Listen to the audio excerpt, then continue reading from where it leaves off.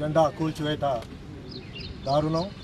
ఎందుకంటే గత 4 రోజుల క్రితం ఆదివారం మన అభివృద్ధి ప్రదాత పువ్వాడ అజయ్ కుమార్ గారు ఈ జెండాని ఆవిష్కరించడం జరిగింది. దీన్ని దృష్టిలో పెట్టుకొని ఇక్కడున్న జెండా దిమ్మను కూల్చివేయడం జరిగింది. ఏదైతే కాంగ్రెస్ పార్టీ మీద తీవ్ర వ్యతిరేకత వెల్లువెత్తుతున్న నేపథ్యంలో ఖమ్మంలో అటు వెలుగుమట్ల 800-1500 ఇల్లు కూల్చివేత కానీ, అదేవిధంగా చెక్ డ్యామ్ ప్రకాష్ నగర్లో ఉన్న చెక్ డ్యామ్ కూల్చివేత కానీ, కూల్చివేతలే ప్రధానంగా ఈ కాంగ్రెస్ పార్టీ ముందుకు సాగుతుంది. తప్పకుండా అభివృద్ధి లేదు కానీ ఈ కూల్చివేతలనే ముందుకు తీసుకెళ్ళి కాంగ్రెస్ పార్టీ పనిచేస్తుంది. తప్పకుండా దీన్ని అడ్డుకుంటాం. కాంగ్రెస్ పార్టీని హెచ్చరిస్తున్నాం. ఇలాంటి ఇంకొకసారి పునరావృతం అయితే మాత్రం కాంగ్రెస్ పార్టీని పొందపెడతాం.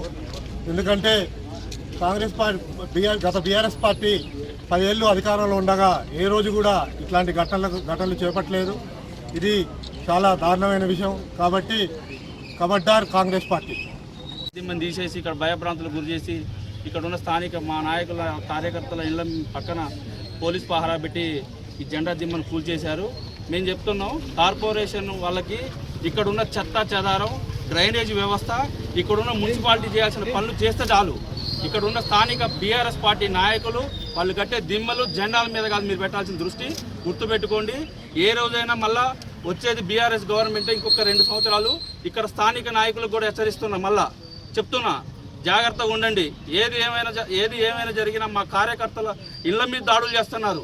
మొన్ననే ఈ మధ్య ఎల్బీ నగర్లో ఒక చిన్న కాలువకట్ట మీద ఒక వ్యక్తిని హత్య చేసి చంపారు.